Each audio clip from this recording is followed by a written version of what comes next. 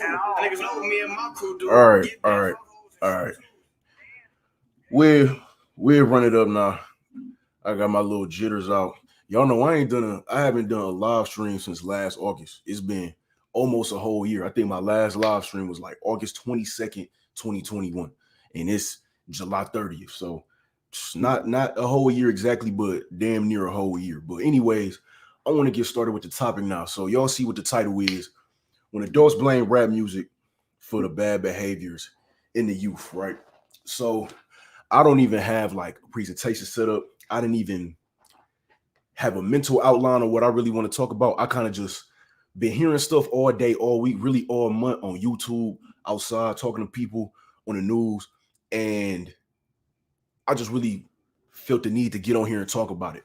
But really, this is a precursor to a presentation that I am working on where I'm going to talk about this drill music cause violence.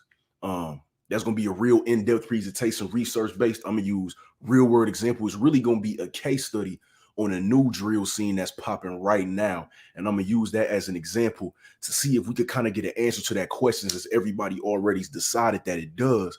But personally, I don't think it does.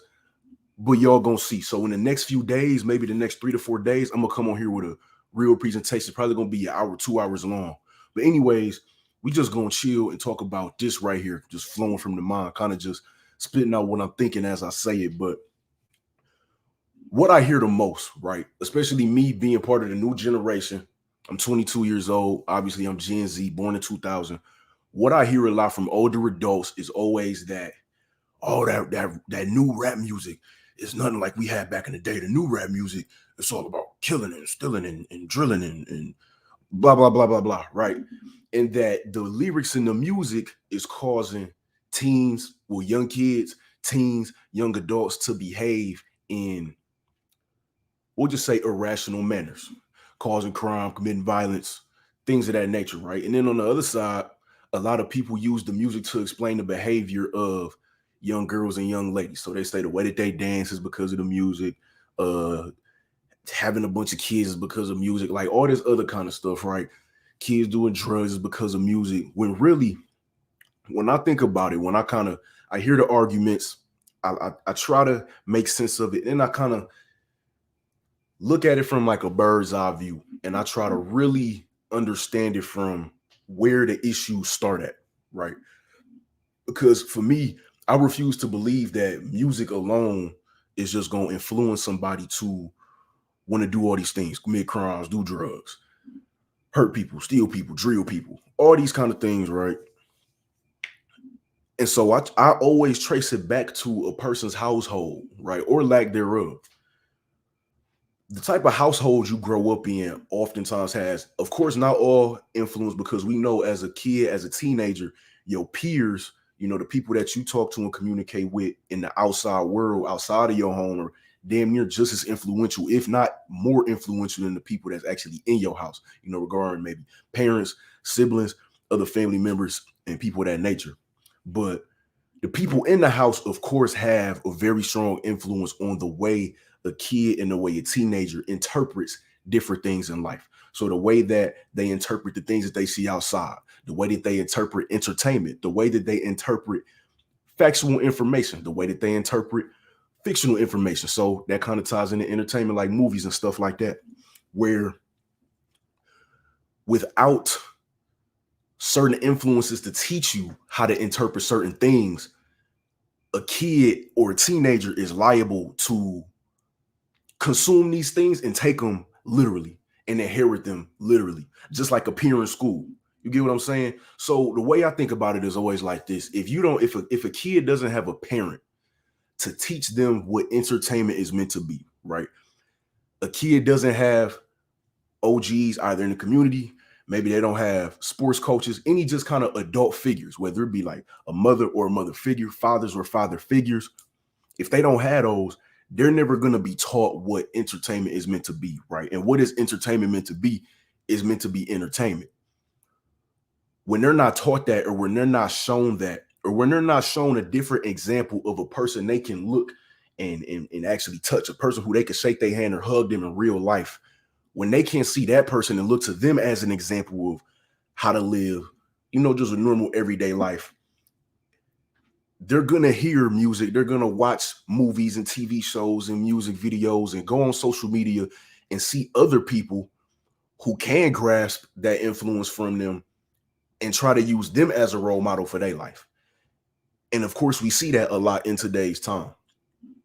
My issue with that is it's not a music artist's fault if a kid or a teenager goes to them for influence or goes to them for role modeling if a parent is not the one teaching them how to interpret what that information is. Now, I believe this is true, right? Music gets into your subconscious and will influence you.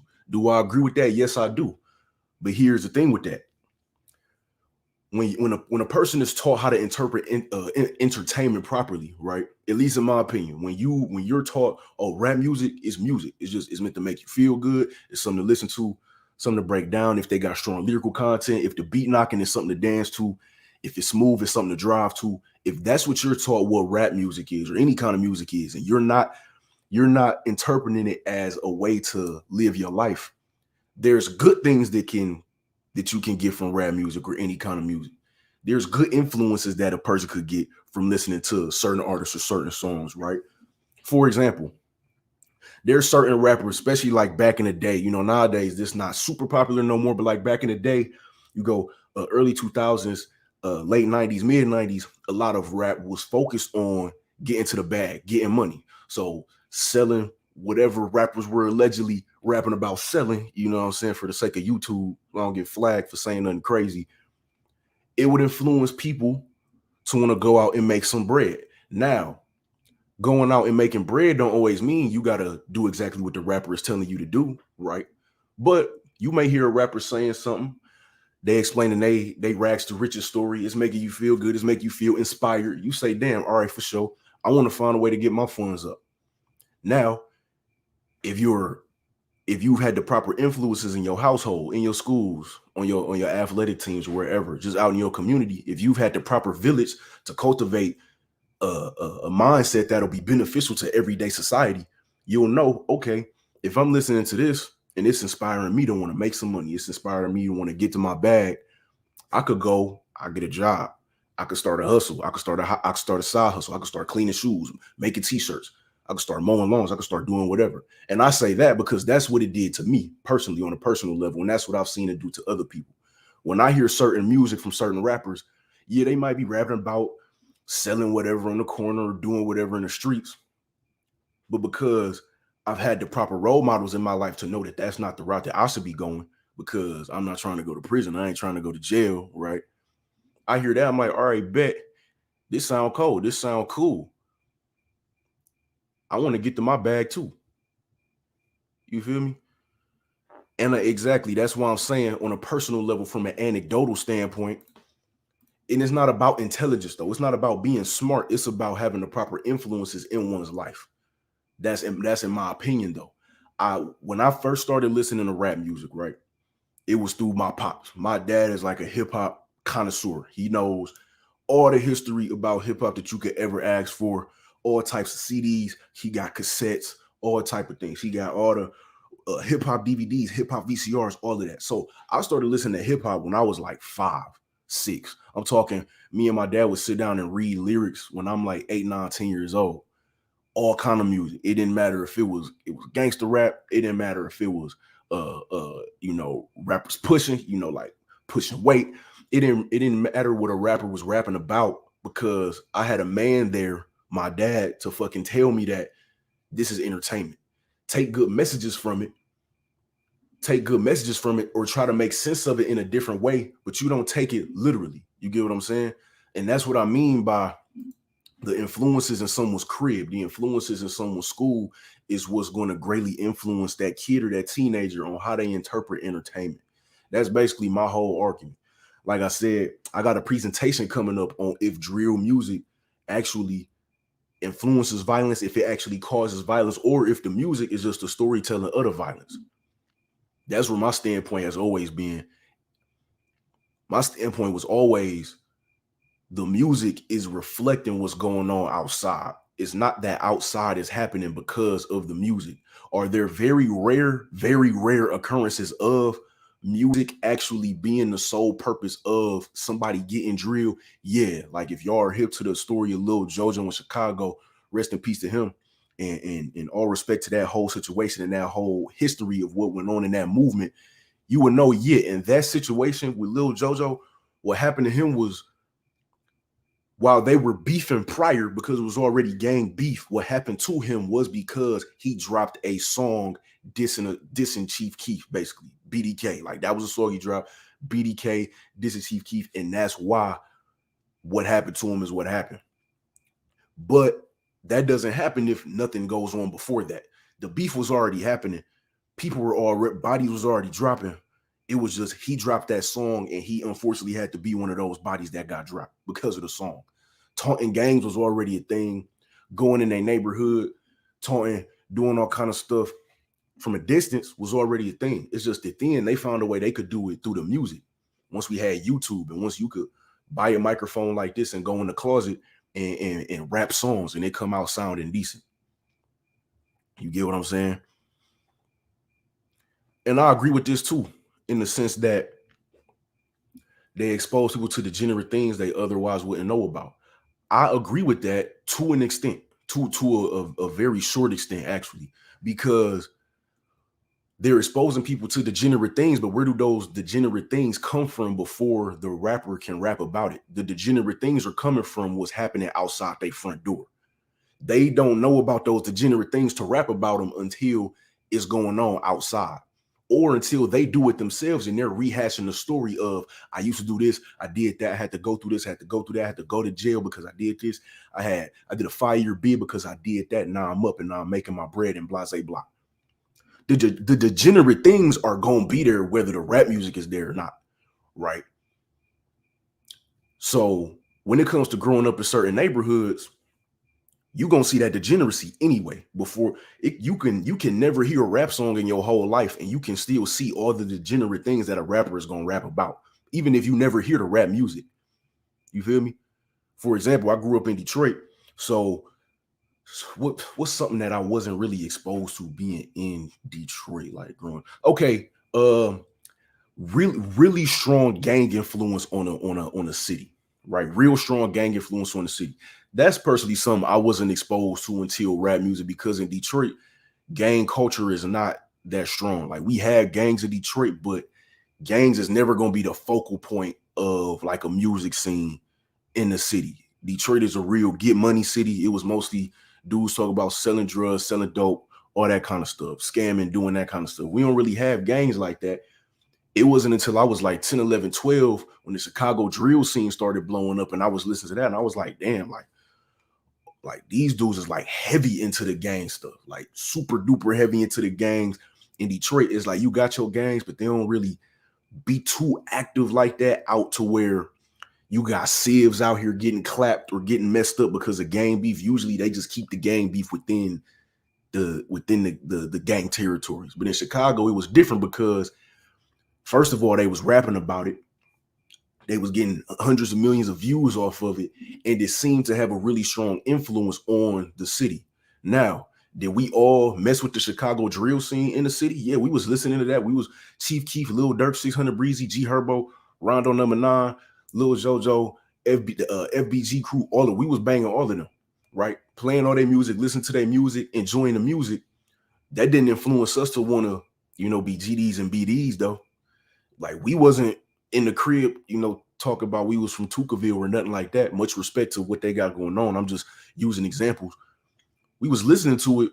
That wasn't influencing us to want to bring the gang culture to the city and want to start new sanctions of gangs in the city and all that kind of stuff. It just didn't happen. We was busy doing other stuff.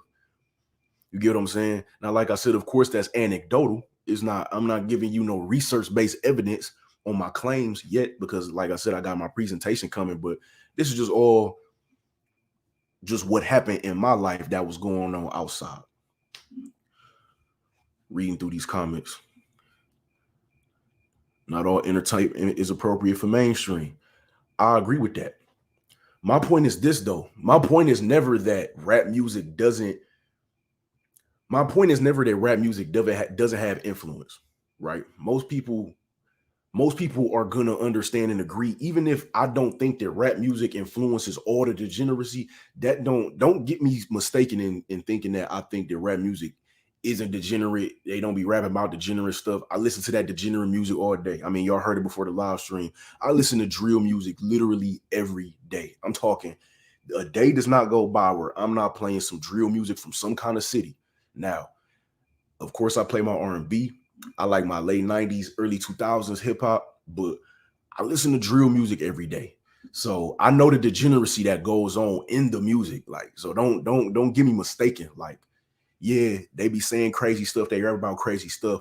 My point is just that crazy stuff that they rapping about is never gonna be as impactful as it seems like it is if kids and teenagers had the proper guidance for them to be taught what that entertainment is meant to be used for. It's meant to be used as entertainment.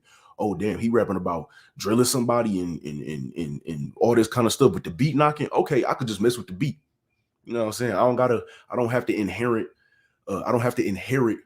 all of the lyrics that he's spitting about whatever happened with a drill and whatever happened with a robbery or whatever they rapping about. Sure, it sound cool. They rapping. They probably got some clever bars in there here and there.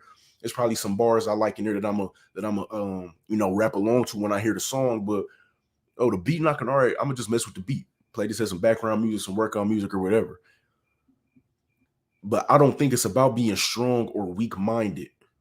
I guess that's maybe my main point. Like how you said, most people are weaker minded than you, or maybe I do, right? But I'm only strong minded because people instilled that in me.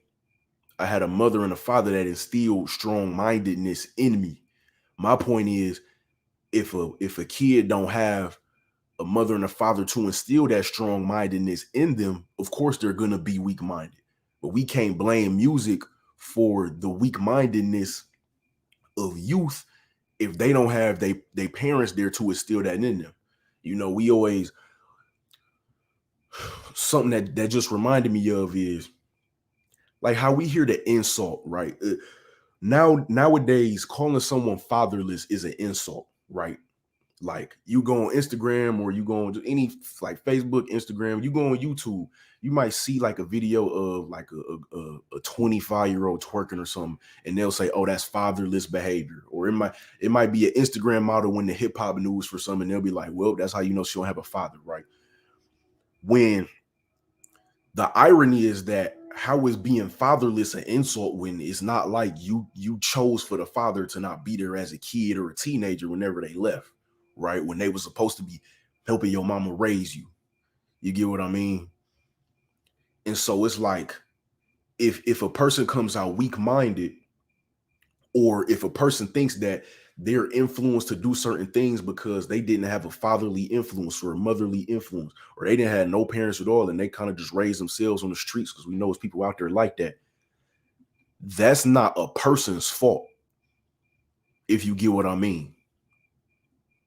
That the person didn't choose that. The person didn't wake up at 12 years old and say, damn, I'm gonna find a way to manually, just boot my pops up out the crib.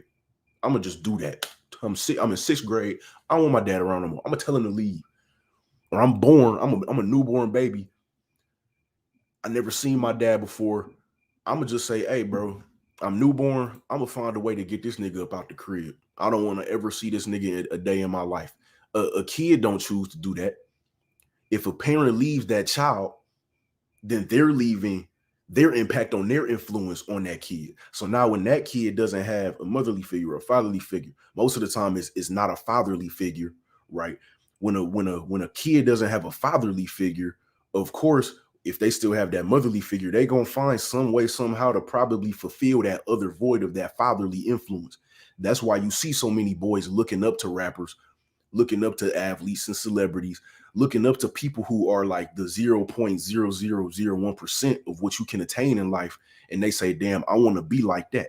So then that's why they listen to the rap lyrics and they listen to all the videos of them talking on Instagram Live or whatever, saying they going to do XYZ. And that's what that boy is going to grow up thinking. That's what he got to do to be a man, because his dad wasn't there. His dad tried to void responsibility from raising that child. His dad left his life. But then when he grows up, you're gonna have old niggas telling him, oh, this generation just so young and dumb. You know, my generation never did that. This generation just, they don't know how to behave. They don't respect nobody. They look up to these rappers. It's like, okay, he look up to a rapper because he ain't had no dad in the house. Like, duh, nigga. Like, that's why he look up to a rapper. That's why he look at Lil Durk as his fucking dad, or he look up to Payroll Giovanni as his dad, or he look up to whoever, because they ain't had no other father figure in the crib. And so I always thought it was ironic how grown men will tell young boys and young men, oh, y'all so out of control. Y'all don't know how to behave. Y'all so loose and uncanny, and y'all don't know how to respect nobody and do nothing for yourselves. When I would think as older men, they would be talking to other older men who are the ones who should have been raising those younger men that they call it young and dumb and reckless. That's the irony in that, in my opinion. That's always been the thing with me. What's going on in these comments? I'm enjoying these comments because they pretty insightful. And you coming with some pushback. That's why I keep clicking your comments. The problem is it takes a village, but most don't understand that we are all responsible for influence people. And that's a fact. That's a fact. And you know what? That in a way, that adds on to my argument, because as an older nigga in a neighborhood, if it's youngsters in your neighborhood that you know are around, especially if you know they don't have no father figure, I'm not saying they gotta go in and they have to go in and be that child's father. I'm not saying they have to do that, because they might have their own family of their own. But you would think more older niggas, if they understood the whole village concept, they would prioritize being a better influence. In my opinion, you would think if everybody understood the it takes a village concept to raise a child, which I agree with, more older niggas would try to be better examples outside. I'm not talking about the rappers would try to be better examples. I'm not saying the celebrities would try to be better examples, because they not in the village. They not in my village. They on my phone. I can only hear them through my phone. I can only hear them when I got headphones on. I can only see them when I'm on Instagram. The influence that's outside of my house when I'm growing up, that's the village that you would think will prioritize being a better influence. But instead of trying to be that better influence, and I'm not talking about all older niggas. I know some very stand-up older men who are cool. They look out for youngins. You know, if a youngin needs something, they're going to be there. If a youngin asks for some advice, they're going to be there. But let's not play games like most older dudes are not there for us younger dudes, because they'd rather just shit on us than to say, damn, a lot of us older dudes didn't take care of our responsibilities and raising y'all and being that proper influence in the village. You feel me? You feel me on that? And this is another thing that I really agree with, saying gangster rap came out in the late 80s, early 90s, so trap rap ain't no different. That's something that's I've always argued that since I was like 16, 15 years old, is that when you listen to some older records, you listen to some NWA records, you listen to some Big L records, plenty of other rappers back in the day who came out rapping about hella gruesome, crazy stuff, talk about beating on women and selling this and drilling that. It's like, it's all the same stuff. It's just on a different beat in a different rhyme scheme, coming from different people. If you being honest, the only difference with things like gangster rap and trap rap and drill music, really the only difference in the content matter between those three is very minimal. You know, trap music was more about trapping. Of course, the label trap music was more about trapping out the bando. You selling this, you selling that, you making your money hustling, pushing whatever you pushing. That's what trap music was. And then you mix a little bit of the murder music in there. Gangster rap was, of course, about being a gangster, so they mainly rapping about gangster shit. Drill music is more about drilling, which is really just a remix of gangster rap. Only thing with drill music is that it's more so, it's a different sound. So like you have the concept of a drill beat. Like if you go on YouTube and type in drill type beat, there's a certain sound to drill at the same time. So that's why sometimes people get things conflated and they think, oh, drill music is this new thing where all these rappers are rapping about killing each other and blah, blah, blah, blah, blah. When really the only huge difference is that in drill music, two things, right? Drill music came in my generation because we had YouTube and we had easy access to the internet, just period. You know, we could go to Best Buy or go to Target or Amazon and buy one of these, buy a microphone. You could buy a little thing, like one of those cover things for the microphone to emulate like a studio setting, a soundproof studio setting.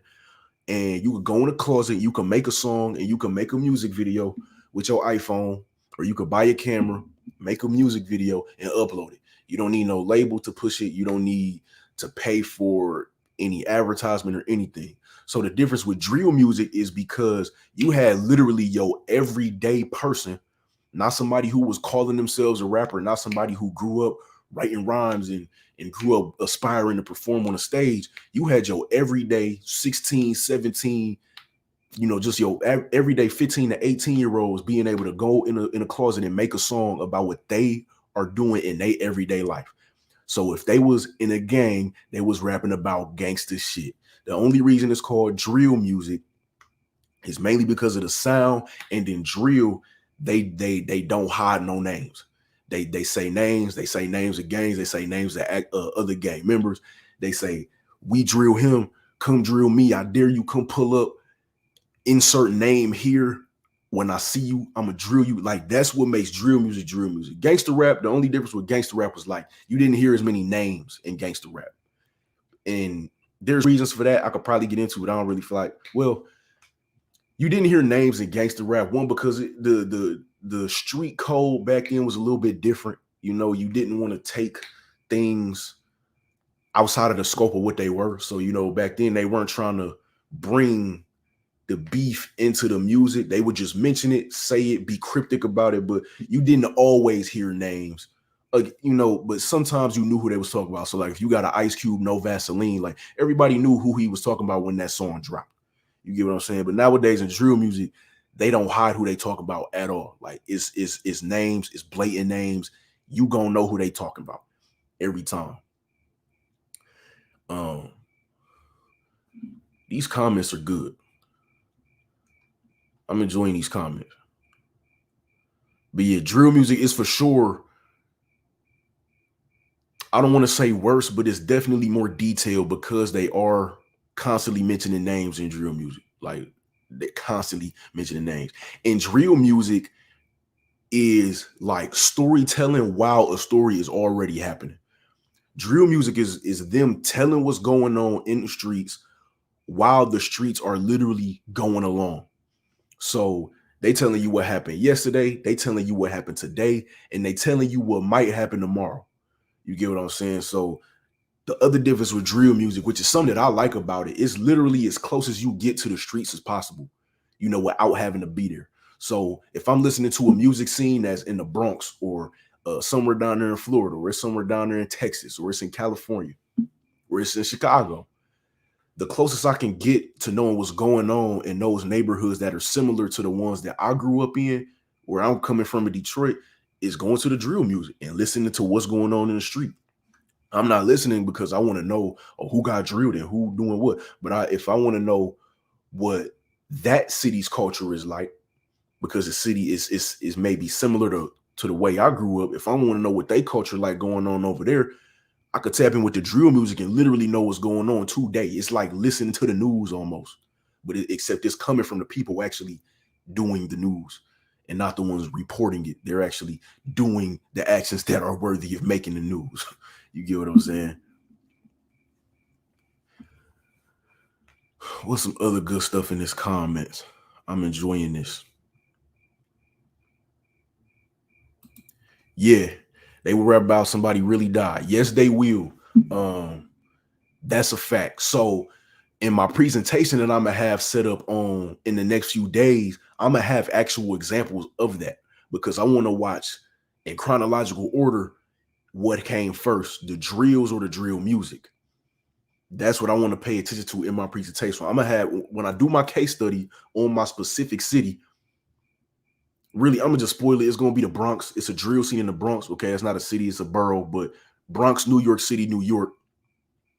When I do that, I'm gonna have all, of course, research-based examples, all examples that I get from the music because I listen to the music every day, right? they definitely rap about how somebody really died. And it's not just one person. You got 10, 15, 20 of them that they mention in every song. You get me? Damn, I'm hot as hell in my room. I thought I had my air on 74. That shit probably on 73. That's what I get for turning it down last night because it was cold last night, low key. You can see me sweating the cam and shit. They gonna say I'm a bum on here. I'm bald, sweaty ass bum. You know what I'm saying? What's going on in the chat, man? What's my opinion on mumble rap?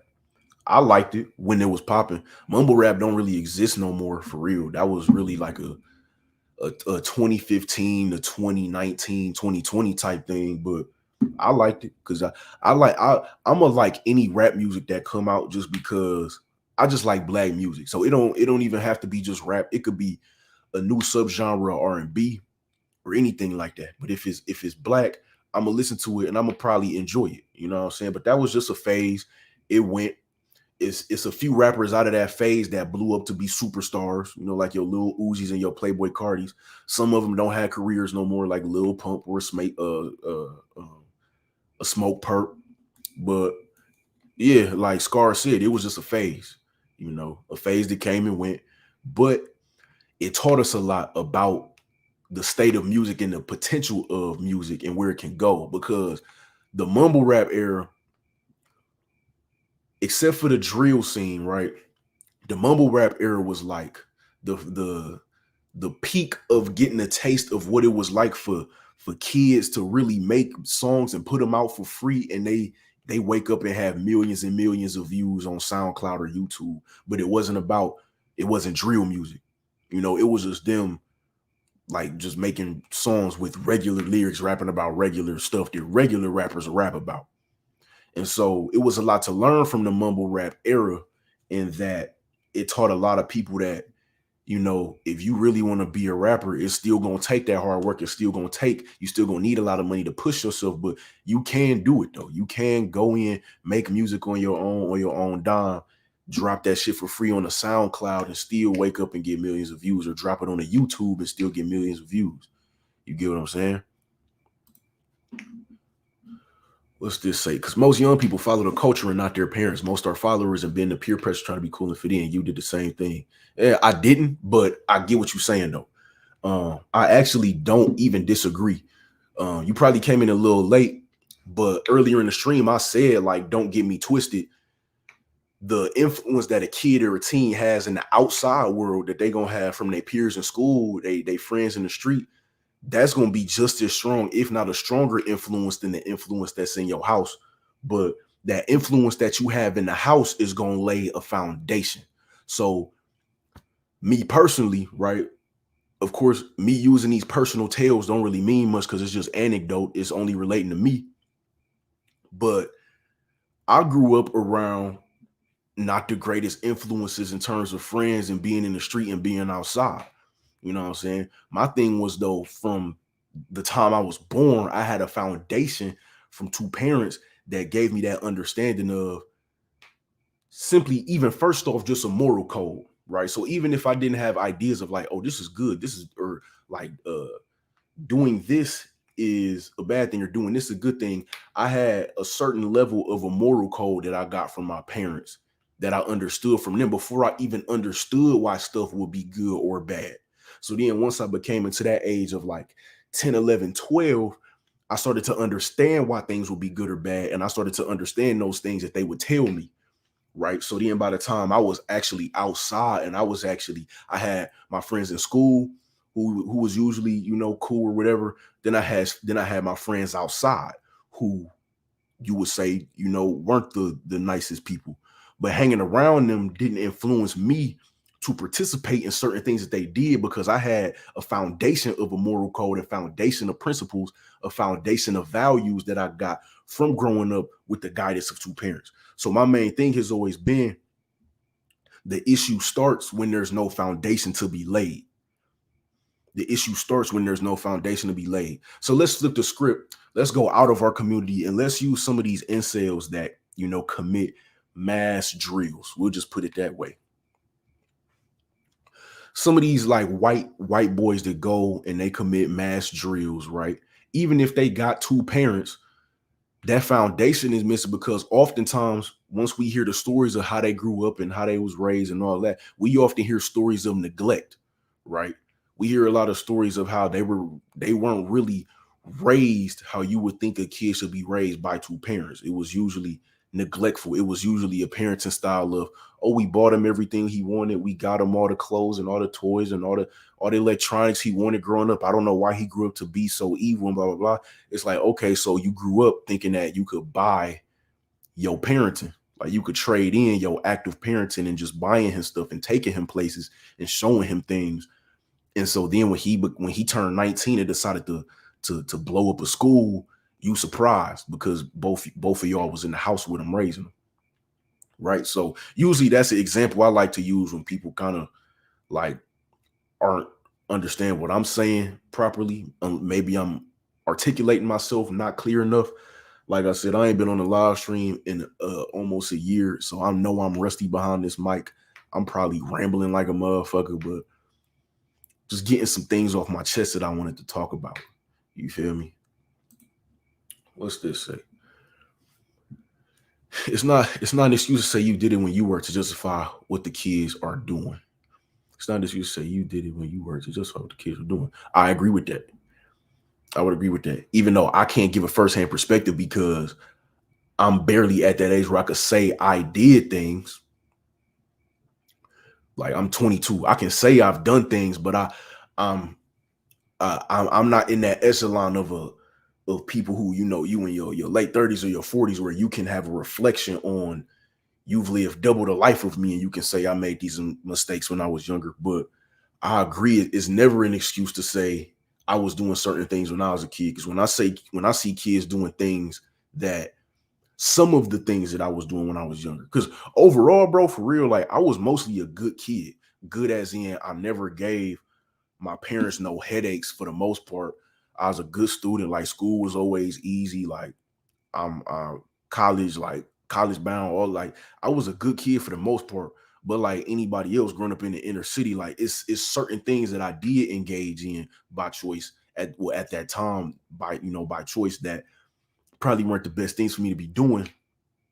But when I see kids doing that now, if I have that reach to them, like if I can say to them, like, no, you probably shouldn't be do this. You probably shouldn't be doing this. I can only give you suggestions. I can only tell you what I would do if I was your age. But when I was your age and doing this, I kind of regretted it. Or even if I didn't regret it, it was still something I shouldn't have been doing. And I think this points to a bigger message that I would also like to talk about is how the older generation communicates to not do certain things to the younger generation. So to my generation and the generation coming up below me. So that's going to be like, well, the generation below me is actually still like children, like 5, 6, 7, 8, 9, 10 years old. So when they're talking to my generation, but the younger folks of my generation, so like your teenagers still, the communication doesn't deliver, and they always wonder why the communication don't deliver, right? So one thing they like to say is my generation don't listen to nobody, right? Which is halfway true, but that's halfway true because a lot of the older generations aren't sure how to communicate effectively to get their message across. Oftentimes, at least for me growing up, when the older dudes will come try to spit some game to us or what they thought was spitting game to us on how we was doing something wrong and we shouldn't be doing certain stuff, it was never coming from a place of love. It was usually coming from a place of, I don't know. It was a lot of hostility, right? It was a lot of hostility coming from older men, coming from us. So when they would try to tell us, hey, you shouldn't be doing that, the way they would say it, it wasn't going to hit with us. And so we didn't listen to that. So that's why a lot of older people say we don't listen to nothing. When really a lot of us would have like that one older dude we knew, whether he was like, for me, it was my pops or some of my teachers coming up or some of my sports coaches. It would be like 1 in 15 older dudes that I would listen to and respect their word because they considered how they were communicating to me what they were trying to get to me. You get what I'm saying? Damn, I feel like I'm rambling like a motherfucker. That's why I usually be doing outlines when I want to talk about something, because once my mind start going, it just start going and going and going. I'll just be talking and shit. That's why I need a presentation. Like I'm gonna have. I gotta have a presentation, and because I want to have certain things, certain research topics that I want to bring up and stuff like that. What's going on in these comments? Who was better of our four parents? Who was a better our four parents who listened to country, western, jazz, and soul music, or us now listen to rap during chopped and screwed? Who was a I don't know because I wasn't alive at those times. However, I will say, like Cocaine Kills just said, a lot of soul music. If you read, if I've always said this for a long, because I'm a lyric reader, right? I love reading lyrics. My dad loved reading lyrics. I got it from him. I'm a lyric reader. So when I hear a song I like it, I want to know what they're saying. So if the lyrics is out there, I'm gonna Google them. When you read the lyrics of some of these older songs, a lot of these older soul records, funk records, you listen to them, you know, we talking late 60s through the 70s and the 80s. A lot of them are singing about what we consider bad things, degenerate things today. It was just different types. So it was they singing, you know, you got James Brown singing about heroin and cocaine and all that kind of stuff. You got all kind of soul records and funk records that use different euphemisms for things that we do today. So I might be listening to a record, I'm reading the lyrics, I'm like, what is he saying? What is he saying? And then it takes me like 8 minutes to figure out, oh, he talking about having sex, or he talking about having an orgy, or he talking about having something that's sexually degenerate. He just called it something different that I couldn't understand. Like calling that shit like fucking landed on a sunflower or some shit like that. You know, it's just different euphemisms that we kind of got to break down that we don't acknowledge. And for whatever reason, I think it's nostalgia. I've always said people, you know, people tend to look at things with rose tinted lenses when they looking back on things. So oftentimes when we look at things that are previous, that are before us, we tend to only look at the good things from those things, which has its time and place. Like there's a time and place to look to specifically zoom in on the good qualities of what we had at a time, but we oftentimes don't acknowledge the bad things coming from those times for whatever reason. I think it's so that we can make it feel like the past was better. And when you feel like the past was better, it gives a person a direction of where they want to go if they don't know what to do. You get what I'm saying? So when a person don't know how to move forward, if they could kind of look to the past and be like, the past looked like it was better, or I could make it seem like the past was better than the present. So now I'm gonna say, damn, we should go back to how it was in the 50s, in the 60s, in the 70s. Kind of like how you hear these dudes on YouTube talk about how women should go back to how they were like in the 1950s and the 1940s when they would stay married to their husbands for 80 years, even though back at that time, most of them relationships only lasted so long because at certain times it was illegal for women to get a job. If you got divorced from your husband, you would suffer from severe admonishment from your community and your neighborhood. You know, for a woman, they couldn't just not be with a husband and live a normal life like a woman can today. Back then, if women didn't have men to be in the house with and be married to and have families with, those women, a lot of them was just shit out of luck. So it's kind of like that, to where we look back like, oh wow, all our grandparents and great grandparents stayed stayed married for 70 years, but we don't look at why. You get what I'm saying? We just look at it, and we don't look at, well, you know, damn, kind of like if you look back at a lot of people's grandparents or great grandparents when they got in relationships, they'd be like, oh, my grandma married my grandpa when she was 16 and he was 24, and then they ran away from the South and ran up north. They eloped, got married, didn't tell nobody, and then I don't even gotta like go into graphic detail with some other stuff like that, but y'all know how it be. And so I have this thing against looking at the past as automatically being better, because there's it's a recency bias. There's a recency bias of being able to look at today, and we have all this exposure to we have all this extra exposure to news and bad things happening because of technology. But if you look back, if you want to look back and find something negative, You have to actually like research it and figure it out and learn it. So it's much easier to just look back at the good stuff and say, damn, the past was so great. The past was so much better than today, blah, blah, blah. And that's just my stance on it, personally. Black culture was 50 times better than it was in 2022. What made it better, though? Like, what's the difference? Or not what's the difference, because we know what the differences are, but what made it better or worse? Because I'm of the belief that our cultures don't get better or worse. They just change. They just change, right? So if you ask me, black, like if something has to be good or bad, if something has to be better or worse, if you ask me, oh, Rezo, oh, you got lyrics in here? Oh shit, I missed it. Where is that? Where is that? Is it this one? Backstage under S and adolescent. How you doing? Fine. She will. I feel like I've seen this before or heard this before. What song do this come from? I feel like I've heard this before. And this ties into what I was saying previously, like to the comment about Black American culture being better or worse. If something had to be better or worse, I would say right now it's better than it was 30 years ago, based on if you look at statistics of black male on black male homicides and black male and black female incarceration rates. They've been steadily decreasing ever since, like, I want to say 94 or 95.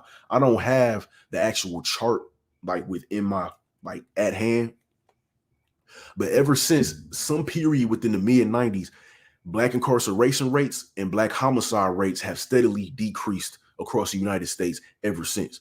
And so if you ask me, that would be an example of the culture getting better. You know what I'm saying? Personally, we don't have, like, for another example is right now, we don't exactly have a drug epidemic in the black community that is comparable to the crack cocaine era. We don't have that right now.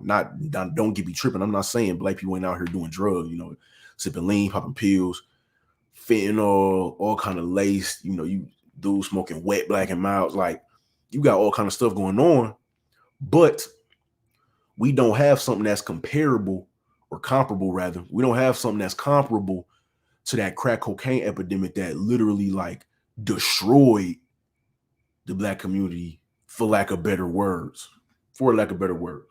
And that's still by means of choice. You had grown men out here deciding to, smoke crack and all that. But I ain't even gonna get into that.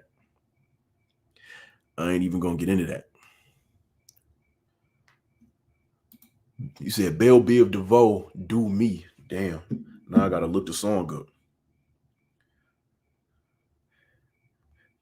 Belle Biv DeVoe, do me.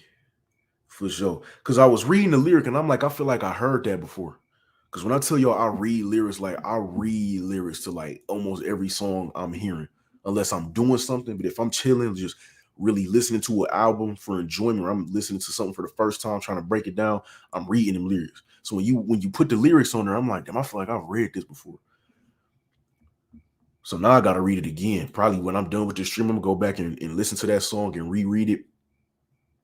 And that damn near might be worthy of some other content, to be honest with you. Going from smoother sounds to rap music while still promoting the same struggles in the culture is not better. It's just they're presented differently. Exactly. And that's always been my stance on it. And personally, for me, even though the state of the culture, the main music that we have, like that's the forefront of black music is rap music, I would say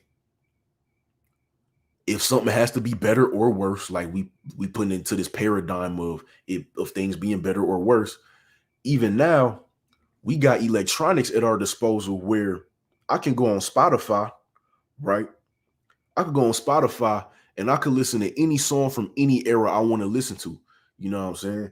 I have the past, it's 2022. I have the past over 100 years of music at my disposal on my phone. So I can go to my liked songs on Spotify, go to the soul section, and I could listen to Music Soul Child. I could listen to the Drifters. It could be Bill Withers. It could be Tony Tone, or Tony rather. I'm tripping. Anthony Hamilton. We go Isley Brothers. That was my granny's favorite. Like I can listen to all of this now still, and it's the same music that existed 40 years ago. You know what I'm saying? So if it's better or worse, the disposal of the type of music we have is far greater than we've ever had it before due to technology, right?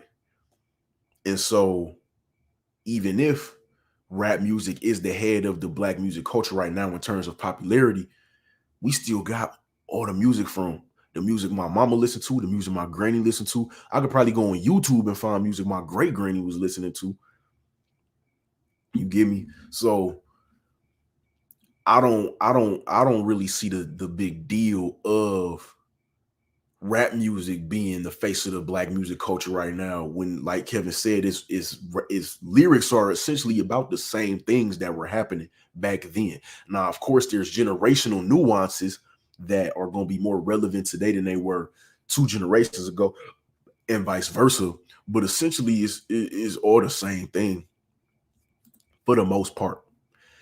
It's just that the music is going to age in a way that reflects the mentality of the people normally.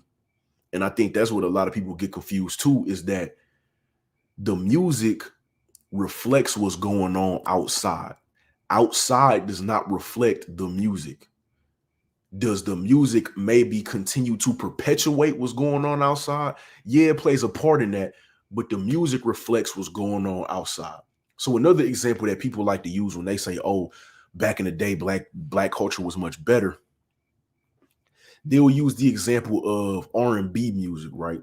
So they'll say, in today's time, in R&B music, nobody's singing about love, nobody's singing about loving your woman and taking care of your woman and blah, blah, blah, which is a lie because you could find thousands and thousands and thousands of songs that are literally mushy, gushy, cheesy love songs that are coming out today. You just gotta like search for them and listen to them.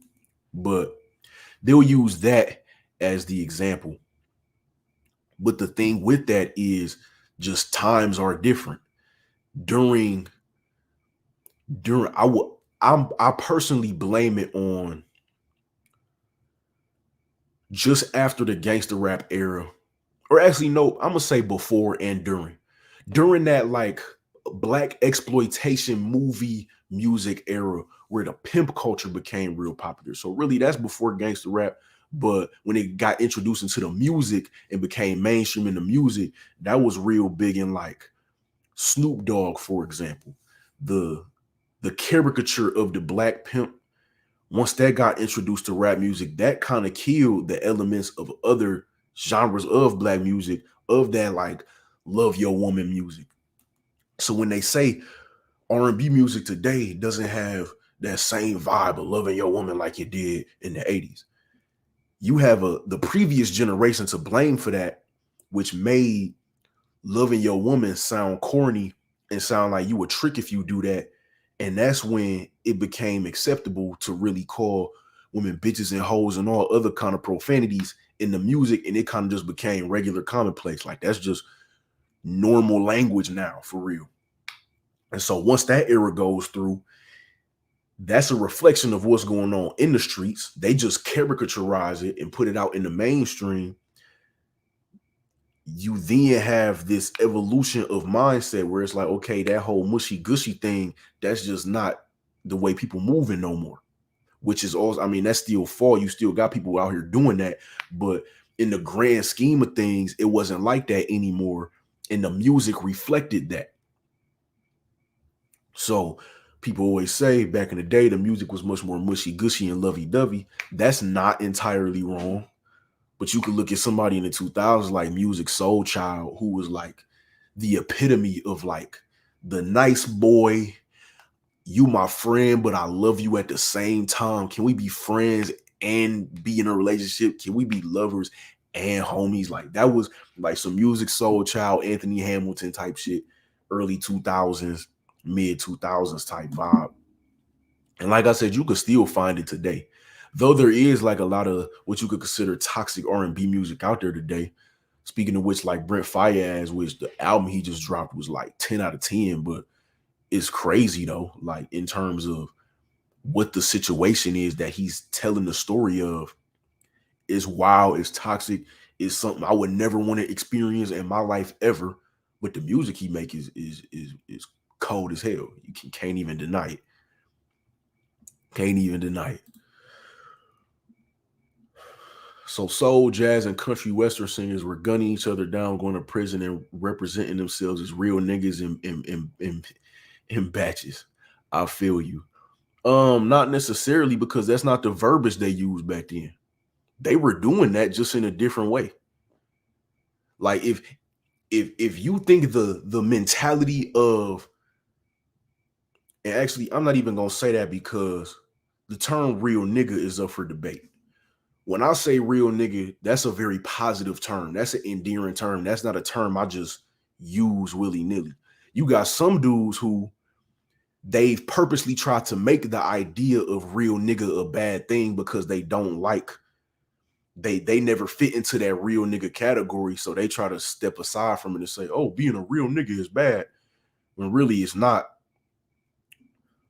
Now, are there goofy niggas who call themselves real niggas? Yes. That could take the image of what a real nigga is. But a real nigga is not what you're, so like in the way you've put it in this context, you're saying a real nigga is a negative thing and you're putting it in a negative context. If it's me, real nigga is a positive term that I will only use that would be interchangeable with like upstanding man. You get what I'm saying? Like when I say real nigga, I mean like an upstanding man, a beneficial member of society. They're interchangeable terms to me. Except real nigga is even realer than a stand-up man, because in my head, a real nigga also extends themselves to other men as a benefit, as a help, as valuable, as a tool for information, a wealth of knowledge, or even physically helping, financially helping. That's what a real nigga is to me. But a real nigga don't mean the same thing for everybody. Some niggas get real nigga confused with like a thug or a gangster or some other shit like that, and that's not what that is. A real nigga could be from the suburbs. A real nigga could be, your 30-year-old who work at the factory by day, and he just live his life as a real nigga. He cool. He's willing to help everybody out. He's a wealth of knowledge to people. He takes care of his family. He's a member of that village that is cognizant of how he navigates daily life to be a positive influence of the kids in said village. That's what a real nigga is to me, but that's debatable for everybody. Highly debatable for everybody. People really don't want to accept that somewhere along the line, the previous generation dropped the ball somewhere and then wanted to blame everything. That's a fact. That's probably my biggest gripe with the older generation today. And this ain't, I'm not meaning to be like an older generation basher, because I'm not one of them. Um, I will say I don't have like this just upstanding respect for people because they older than me. I don't have that, but I'm not like a nigga who hate older people. It's just that there are a lot of faults in the older generation that do exist, and so this is something that I would agree with. Um, Acknowledging that a ball was dropped will solve a lot of issues, to be honest. So like if I'm talking to an older man and let's say he called himself trying to just put me up to some life game or something like that, maybe it's some finance game. He trying to, put me on to some hustles, or maybe he married and he trying to put me on some relationship game or something. Cause like my parents divorced when I was 6. So I can't ask my dad for marriage advice because my parents ain't married. If it's a older nigga trying to give me some advice like that or something, if that man can acknowledge the faults of him and his generation and explain how those things have trickled down and how I have to kind of reverse engineer those, or how my generation in general has to reverse engineer those, I'm much more willing to be receptive of his message versus an older nigga that's just in my face telling me like, oh, I'm young, I'm reckless, I don't listen to shit, I don't know how to do shit, all that kind of shit. Like I'm not finna listen to that. And usually that's not a dude with anything worth of value to give me anyway, in terms of whether it's, in terms of knowledge. Like I don't have to listen to you if that's all you're gonna do is blame the younger generation for how the younger generation behaves. That don't make sense in any world.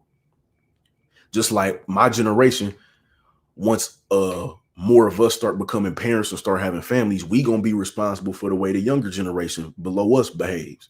And it would be wrong of us if the younger generation come up and we don't like how they behave. And it would be wrong of us to say, damn, the younger generation, they just don't know, they just young and reckless and won't listen to nobody and just out doing XYZ and bullshitting and all this kind of stuff. Like that don't make no sense. That's just removing the responsibility from me, removing responsibility from us as us moving into that age where we are going to start having kids, start having families. We got to be cognizant of how we're navigating life. So like I'm 22, it's always, if I'm back in the neighborhood or I'm somewhere giving a speech or I'm somewhere doing volunteer work or I'm somewhere working where there's kids there, teenagers there. So if I'm teaching or being a teacher's assistant, like over the summer, I usually like to do that. If I'm tutoring, I have to be cognizant of my behavior, cognizant of how I portray myself, and be cognizant of how I could be of value to that younger person. You know what I mean? And being cognizant of how I portray myself don't mean, oh, I got to pull up to every function in a suit and a tie and pointy ass dress shoes, and clean shaven and all that kind of shit. Being cognizant of how I portray myself is in my character. That's a character-based thing. So as long as my character is 100, as long as I'm coming off as 100 and I'm not bullshitting that person that's younger than me, I'm not trying to set them up for failure.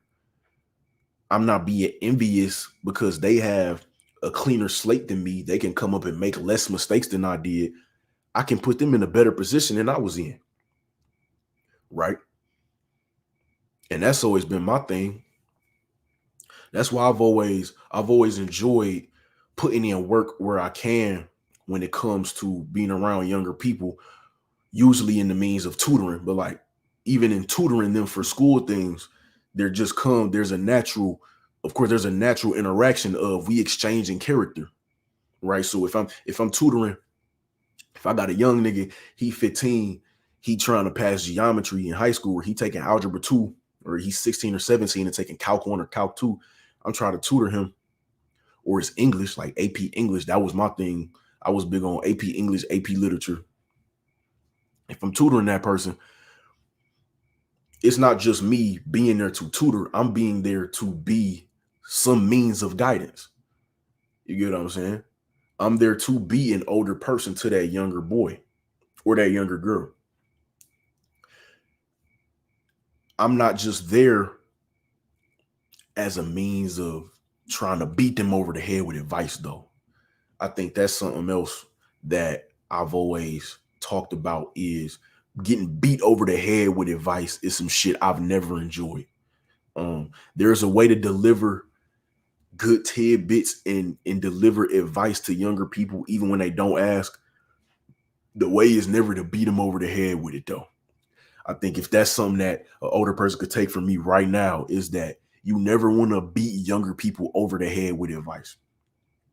One, because just like anything, the more you give it, the less value it has. And that's with anything in life. The when we recognize that you know how to pick and choose carefully when to deliver your advice and deliver your value, we're much more receptive to it. If you're just trying to give me advice all the fucking time, it's gonna go in one ear out the other. Because it's like you just talking to talk. You just talking because you want to hear yourself talk. You just giving me advice because you want to make yourself feel like you somebody who should be giving advice to somebody. You get what I mean? And so, like, that's the thing with that. Y'all be on here for an hour already. It don't even feel like that long. Like I said, when I'm on here rambling, time be moving fast.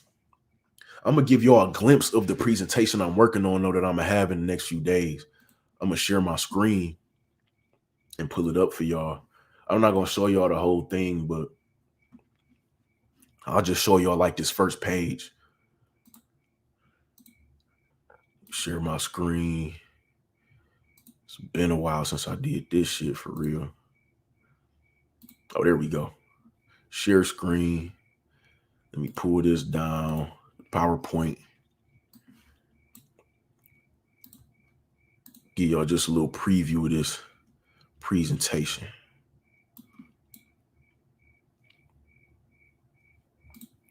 And this shit acting funky. All right, there we go. So, I hid some of these slides in another tab because I didn't want to spoil it, but this is just a preview of a presentation I'm gonna have in the next few days. It's really like a 25 slide plus presentation.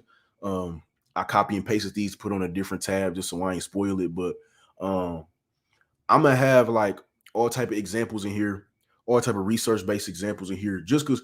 And I'm not here to like shove my opinion down people's throats, but I do want to take a logical perspective on, is it the music or is it what's happening outside, and the music is a reflection of outside. So I'm gonna have all types of news articles in here, all types of lyrics that we're gonna be using as examples, tying the lyrics with news, putting things in chronological order to see what comes first. It's like a chicken or the egg type deal. So we trying to see what comes first, the drill music or the drills. You get what I mean? That's what we trying to see, because that's something I've always been interested in. I did a presentation like this in high school for a debate in one of my social studies classes, but I based it on Chicago. With this one, I'm gonna base it on the Bronx. So this is gonna be the next few days. And I'm thinking it's gonna be real good. I'm thinking this is gonna capture interests of a lot of people, and it'll be a lot to gain from what I'm gonna present in this.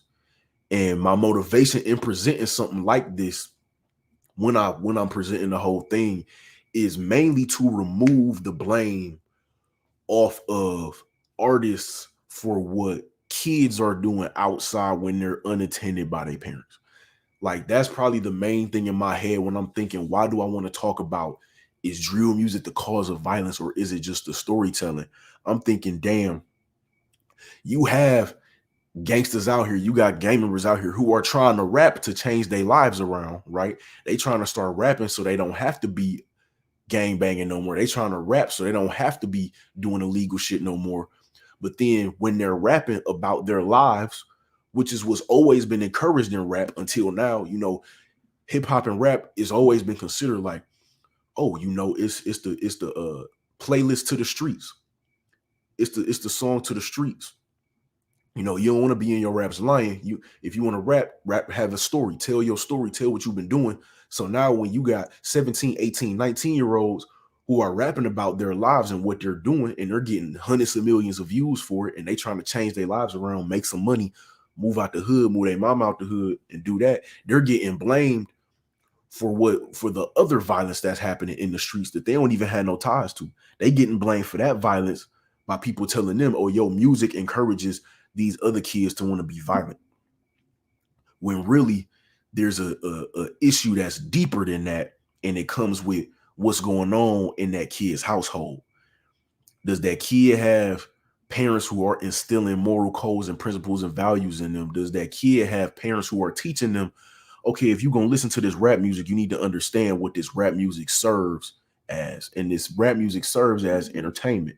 This rap music serves as, there's some things in this music that could be inspirational, make you feel good, make you feel hype.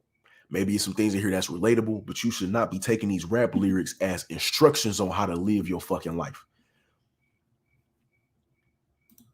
And for some reason, people just don't consider that. You know what I'm saying? For some reason, that just doesn't get put into the bowl of ideas for why violence exists amongst, really young people. You got young people out here drilling young people. You got 16-year-old gangbangers drilling 17-year-olds, 15s drilling 18s. You got, it's kids are killing kids. And it's been like this for decades. Like, for sure not saying this some new shit, but it's like now we're blaming the 17-year-old making music about it for what's going on outside his door, when it's been happening since he was 5 years old. A lot of these rappers, drill rappers specifically, come up, they're rapping about gang beefs that have existed for over a decade. You know, in the Bronx, a lot of the drill music that's going on with the rivalries of the games right now is beef that stems all the way back to the early 2000s. So the rappers getting blamed for the violence that's going on outside, that doesn't make sense to me personally. But that's what the research is for, so that maybe we could either find a happy medium.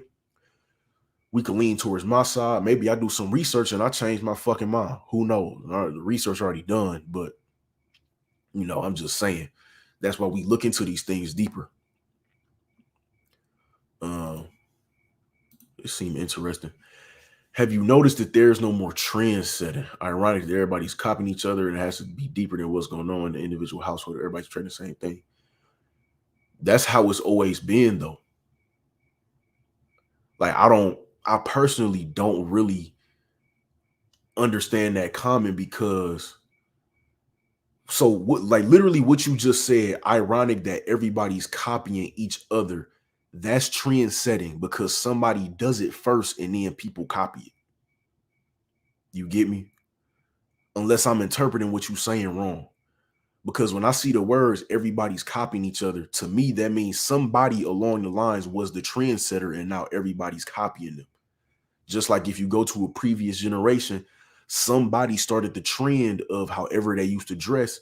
And that was like the main way of fashion at that time. Somebody started rapping a certain way, and that's what inspired a certain subgenre of rap.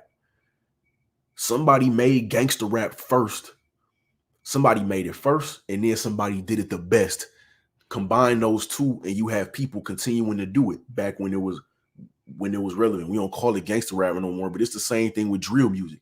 Somebody did drill music first, then somebody did it in a way that was the most popular. Now we could give that title to Chief Keef, and now drill music is just a popular subgenre of music. To me, that is trend setting. Ironic that everybody's copying each other and it has to be deeper than what's going on in the individual household. People copy each other. Like, that's just how it is, though. Like, especially teenagers, teenagers up until young men, they copy each other the most. Young people in general, they copy each other the most because that's when you want to fit in the most. When people in high school, that's when a lot of people feel the desire to fit in the most. So they are going to copy each other the most. What you got to think about is a lot of these young rappers coming up are teenagers, or they might be 19 or 20 years old. So they still in that phase of, damn, okay, I gotta fit in. I want to be a rapper, but I gotta fit in to blow up. I'm gonna make music that fits in. I don't see a problem with that personally, because we definitely have trend setting. It's different trends coming out every day. Actually, if you ask me, I think there's too much trend setting now, to the point where we move from trend to trend much faster, I think, than in previous times. And that has to do with technology, of course. With technology, time is moving at like double the speed, figuratively, of course. But what we used to call fad, fad was like the shorter version of a trend, where like a trend lasts longer, a fad is something shorter. It seems like, to me, we have the strong impact of trends. They just last much shorter because technology and information is moving at double the speed. So the trends are also moving at double the speed. So it's one trend today. In 5 months, it's a whole different trend. And I call it a trend because trends have more impact than fads do. And these, what we would call fads, are having the impact of a trend. And then you do have some of your trends that do last for years and years and years still. Like, don't get me wrong. But trends are moving at an even faster rate. So to me, we got more trend setting than ever before, if you ask me. Now, in regards to rap music, when it comes to trend setting in any type of art form is going to be harder and harder the longer the art form has been alive. You get what I mean? So in the beginning of rap, let's say the first 2 decades of rap music, it's much easier for rappers back then to be trendsetters because there was just less variance. So you had more holes that needed to be filled. We in 2022 now, we've been in hip hop for or not in hip hop, but we've been in rap for just over 4 decades now. The more trends that successfully get pushed and successfully, work their way through and either stay or fade away, there's less trends available for somebody to push. If you get what I mean. It's like when things first start off, you got all the space in the world. Let's compare it to like land. Like let's think of acres. When you first, if a person buys 100 acres of land, right, and it's blank, it's nothing on it, it's just grass. They could build the most creative buildings that they want to create, right? Because they got all the space. They got all the space in the world. So they might build the first building and it's just a building that nobody's ever seen before. It's built different. It functions different. It runs the electricity. It's got all this different type of shit, right? As they fill up them acres of land of trying to build different things and build different buildings and build different. Eventually, they get to them last, they get to them last 100 acres, and it's like, all right, the space is filling up.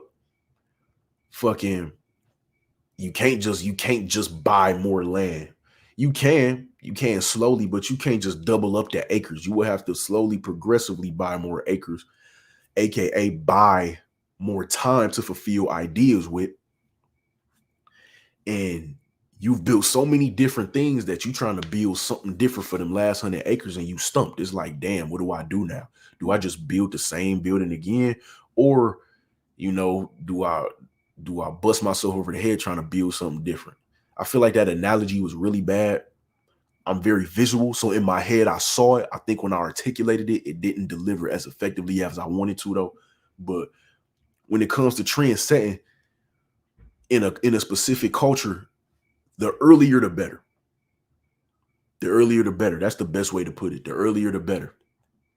And that's why a lot of the older the rappers closer to the birth of hip hop get a lot more credit than rappers do now for literally just rapping, right? So a lot of people say nowadays, oh, the rappers can't rap, they don't know how to make bars, they don't know how to do XYZ, which is completely false. If you just listen or if you just read the lyrics or do both, rappers are still coming with clever lines. I'll be listening to drill music. They be coming up with some bars, and I'm like, damn, like what the fuck? Like, what made them think of saying that? Like, that's a cold way to wordsmith your language.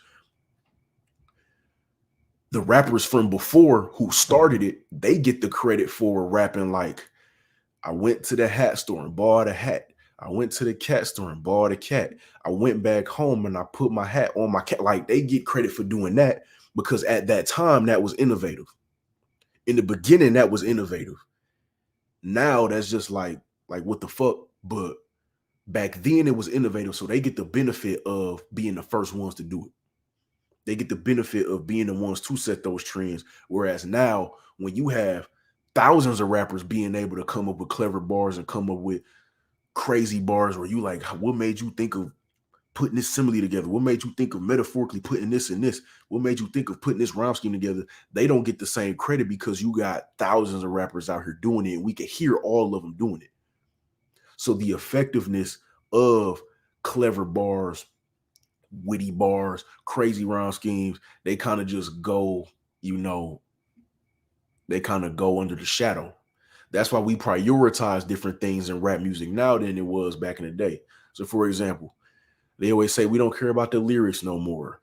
The young generation, we don't care about what the rapper's saying. It's all about the beat. Part of that is true for many, and that's because rap music already prioritized the lyrics. Things change over time. Nothing stays the same, especially art. Music is art, whether a person wants to admit it or not. Rap music is art in every form of it. Drill music is art. Gangster music is art.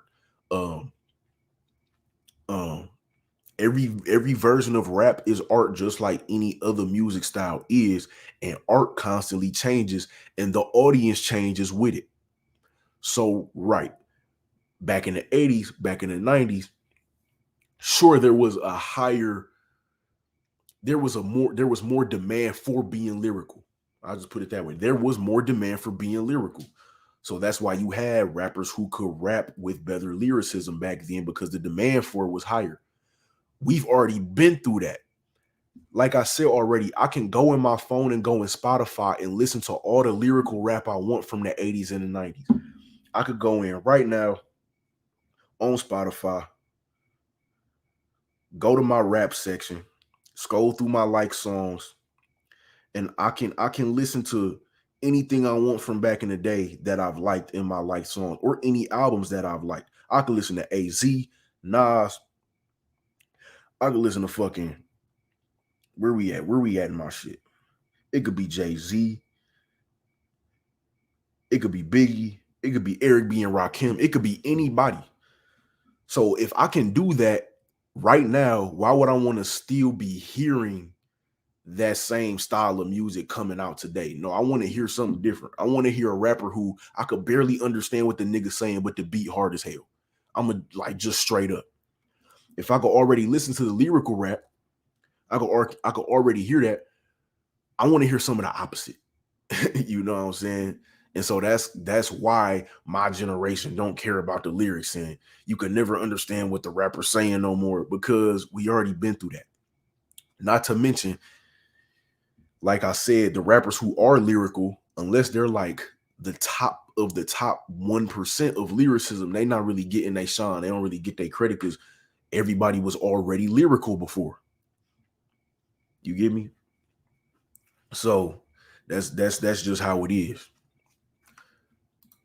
And low key, when it comes to drill music, which a lot of people wouldn't understand if they don't listen to it, you do have to be damn near a good rapper in drill music, because when you got one drill rapper from a gang, right, and you got another big drill rapper from another gang, oftentimes they won't even be beefing in the street. They'll be beefing with music.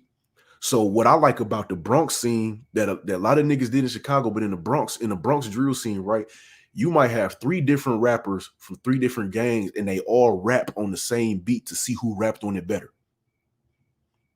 You get what I'm saying? They'll rap on this. It'll be three of them. They all rap on the same beat because they trying to see who can rap better on this beat. Who can get more views on their version of this beat than the other nigga. And to me, I love that because it brings back that competitive spirit in rap. You know, for a little while, I would say from like 2015 to like 2020, rap didn't feel competitive no more in terms of the actual music. But like when it's stuff like that, when you got four different niggas from four different gangs rapping on the same beat because they trying to see who can out rap each other, that's hard as hell. And I'm gonna probably use that in my presentation. It's a specific beat that I really like that four of the biggest rappers in the Bronx used to rap on, and I can't even decide who the favorite because they all put their best rapping foot forward to try to out rap the next nigga. You get me? Like it's one lyric specifically where he said it. He says, use G's, you the face of the Bronx like how.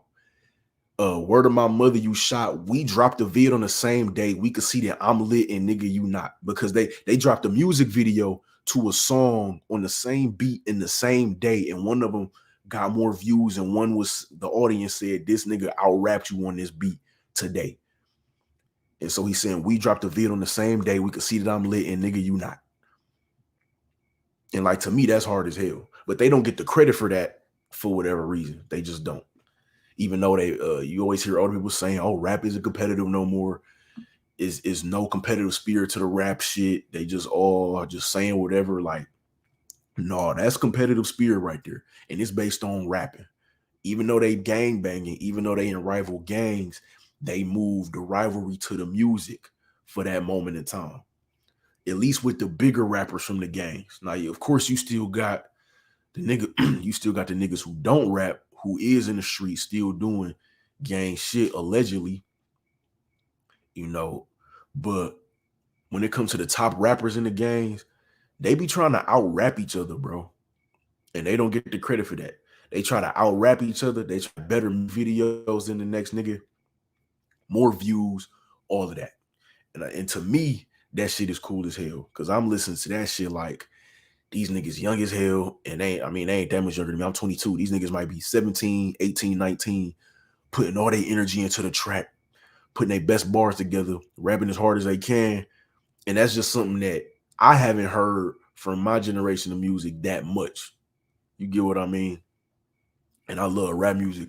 I love rap culture. And so I love to see that competitive nature coming back. At least in certain scenes, in certain rap scenes. Um, in Detroit, it's kind of the opposite, but like in Detroit, we don't have the influence of gangs real strong in our neighborhoods. And so it's much more unity amongst Detroit rappers. Of course, we got some Detroit rappers that beef, like you got your Sada Babies and your 42 Dugs, but in Detroit, a lot of the rappers is trying to uplift each other and trying to make sure that everybody can get put on. It's more of a it's enough money to go around mentality when it comes to Detroit rappers. So I like both ends of the spectrum. I like the rivalries. I like the New York niggas. They be trying to out rap each other. I like my Detroit niggas who they trying to all, hey, come do a track with me. Let me do a track with you. Put this producer on. All this. Put this videographer on. They trying to put everybody on and uplift each other. You know what I mean? To me, that shit hard as hell. What's going on in these comments? I'll probably hop off here in a minute because my voice is not made for all this talking. My shit get raspy. My shit start hurting. I got to make tea and shit. But I enjoyed this conversation because I ain't done a live stream in, like I said, almost a year. I'm excited for this presentation. I think that shit gonna be teed or turned. For older people might not know what that means. When I say teed, it means turned, like turned up. It's gonna be turned up, teed. Synonymous with lit. You get what I mean? But shit, all right, fuck it. It's midnight. If I don't see an insightful comment within the next 2 minutes, I'm gonna hop on here and take my ass to sleep. Oh, snap. Somebody must have reposted my shit. I was just about to hop off. Y'all coming from Nyla? Oh, shout out Nyla. Nyla says, always supporting my content. Nyla and Taz both sharing my shit, even though I'm an hour and a half in.